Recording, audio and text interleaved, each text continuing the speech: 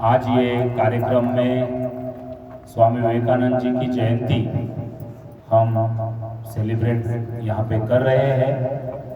आज जिजाऊ जयंती भी है, स्वामी विवेकानंद जी की जयंती भी है और राष्ट्रीय युवा दिन भी है। तो इस अवसर पर मेरी तरफ से सभी को राष्ट्रीय युवा दिन की बहुत बहुत शुभेच्छा। स्वामी विवेकानंद जी का आज जन्मदिन है, जयंती है उनकी, और उन्हीं के नाम पे हम राष्ट्रीय युवा दिन भी सेलिब्रेट करते हैं। स्वामी विवेकानंद जी का जो कार्य है ये देश में तो है ही, लेकिन वो ऐसे पहले व्यक्ति है जिन्होंने पूरे विदेशों में भी हमारे देश का नाम रोशन किया था। यूरोप, अमेरिका, इंग्लैंड, चीन, यहां पे भी उन्होंने अपने देश का प्रचार करने का अविरत प्रयत्न किया था। प्रचार किस बारे में? प्रचार किया उन्होंने हमारे संस्कृति का। हमारे देश की प्राचीन संस्कृति है, प्राचीन इतिहास है हमारे देश को, और उसका प्रचार करने का काम स्वामी विवेकानंद जी ने किया। आज हम योग साधना सभी योग करते हैं, आपके घर में भी आप देखो, ये योग हमारी धरोहर है, योग हमारी उपलब्धि है। हमारे जो ऋषि मुनि हैं उन्होंने तपश्चर्या के माध्यम से, अपने कर्तृत्व, अपने साधना के माध्यम से ये योग हमारे लिए दिया है, और वो योग का प्रसार पूरे जगत में करने का काम स्वामी जी ने किया था। स्वामी जी खुद इन्हें खेल के प्रति बहुत उनकी ज्यादा रुचि थी।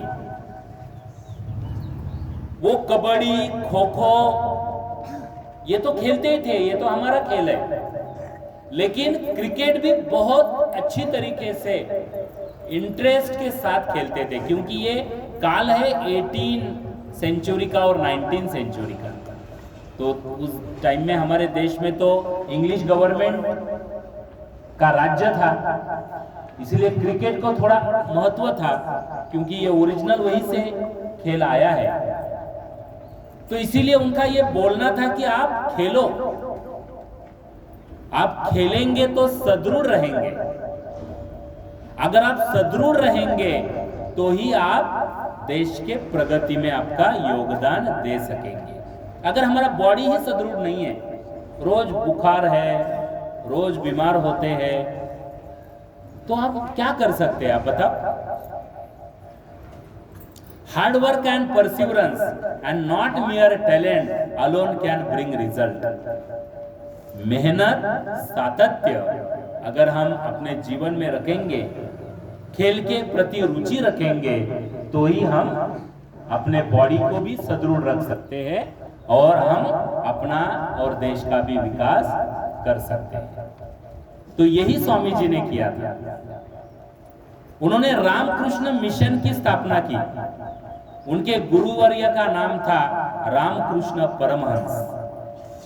गुरु चाहिए, गुरु के बिना हम कुछ नहीं है। गुरुर ब्रह्मा गुरुर विष्णु गुरुर्देवो महेश्वरा, गुरु साक्षात परब्रह्म तस्मै श्री गुरुवे नमः। गुरु नहीं है तो हम कुछ नहीं है। गुरु हमें मार्गदर्शन करता है और गुरु हमें आगे तक लेके जाने की प्रेरणा करता है। तो इसीलिए रामकृष्ण परमहंस स्वामी विवेकानंद जी के गुरु थे। वो गुरु के नाम से उन्होंने रामकृष्ण मिशन स्थापित किया। देश विदेश पूरे हमारे धर्म का, हमारे संस्कृति का उन्होंने प्रसार किया। 1893 में उनका एक स्पीच है, 2 मिनट का स्पीच है शिकागो में। धर्म परिषद थी, सभी धर्मों के लोग अमेरिका के शिकागो में उपस्थित थे। हिंदू, बौद्ध, सिख, ईसाई सभी धर्म परिषद थी और हमारे भारत का नेतृत्व स्वामी जी के ऊपर था। स्वामी जी हमारा ब्रांड एम्बेसडर बोल के वहां पे उपस्थित थे हमारे देश का। उनका वो वेश धारण देख के अनेक लोगों ने उनके ऊपर टीका की। होता है ना, कोई अगर ग्रामीण वेश में आता है ना, कभी हमारे ग्रैंडफादर होते हैं तो थोड़ा हम असहज होते हैं, नहीं होना चाहिए। वो हमारा पहराव है, उसका हमें अभिमान होना चाहिए। तो स्वामी जी भगवे वस्त्र में थे, सभी उनको थोड़ा अचरज होने लगा सभी को, ये कौन आए हैं। क्योंकि क्या होता है ना, हमारा बोलना बाद में होता है लेकिन पहले हमारा व्यक्तिमत्व सामने आता है ना। आप जब एंटर होते हैं तो आपको देख के एक इमेजिनेशन होता है हमारा, तो लोग उनके बारे में थोड़ा सा गलत राय उनकी होने लगी। और 2 मिनट उनको मिले थे, और क्या कमाल के 2 मिनट मिले थे। स्वामी विवेकानंद जी का जो भी इतिहास है वो 2 मिनट से शुरू होता है। मेरे सभी अमेरिका के बहनों और भाइयों, इससे उन्होंने अपने स्पीच की शुरुआत की थी और सब तालियां बजने लगी। उनकी वाणी, मधुर वाणी, उनका स्पीच, उनका इंग्लिश में बोलना, उनको लगा लोगों को अरे भगवाधारी है, क्या इंग्लिश बोलेंगे। वो तो उच्च विद्या विभूषित थे, वो इंग्लिश के ऊपर अच्छा कमांड था। बंगाली तो उनकी माय बोली भाषा थी, हिंदी अच्छा बोल लेते थे। और उन्होंने जो स्पीच दिया सब कायल हो गए उनके। अमेरिका के जगह जगह पे उनका सत्कार होने लगा और ये इतना वर्तमान पत्र में इतना उनका नाम हो गया, जिससे हमारे देश का भी एक गौरव हमारे देश को प्राप्त हुआ। उनका हमेशा बोलना था कि युवा पीढ़ी जो है ना, वो व्यसनहीनता की ओर ज्यादा देखने को मिलती है। जो देश के युवा व्यसनाधीन हैं, वो देश का विकास नहीं हो सकता। अब देखो, आपको अट्रैक्शन किसका होता है?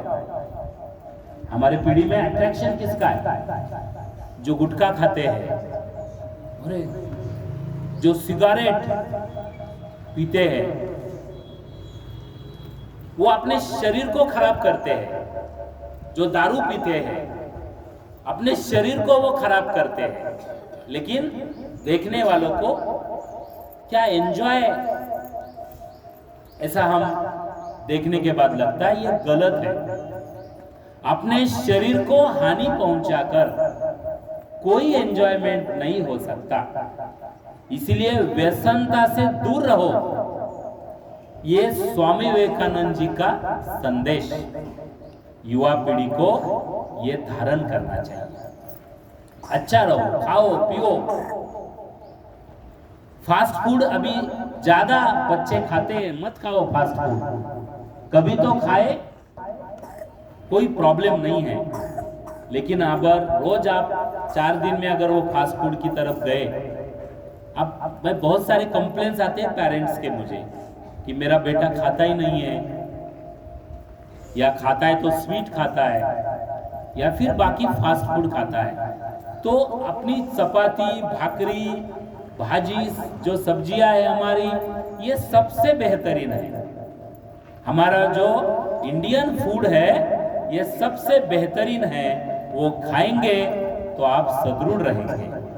तो आज राष्ट्रीय युवा दिन है, आप फ्यूचर है हमारे देश का। आप में से उच्च विद्या विभूषित होने वाले हैं, आप देश का गौरव बढ़ाने का काम करने वाले हैं। इसलिए सभी को स्वामी विवेकानंद जी की तरफ से भी ये मैं आह्वान करता हूं कि सदृढ़ रहो, व्यसन मुक्त रहो, पॉजिटिव रहो। इस प्रकार का यहाँ पे मैं आपको कहते हुए, आज स्वामी विवेकानंद जी की जयंती है, उनको भी मैं उनके पावन स्मृति को नमन करते हुए यहाँ का आज का उनके बारे में का स्पीच मैं समाप्त करता हूँ। धन्यवाद। जय हिंद, जय महाराष्ट्र, वंदे मातरम, भारत माता की जय।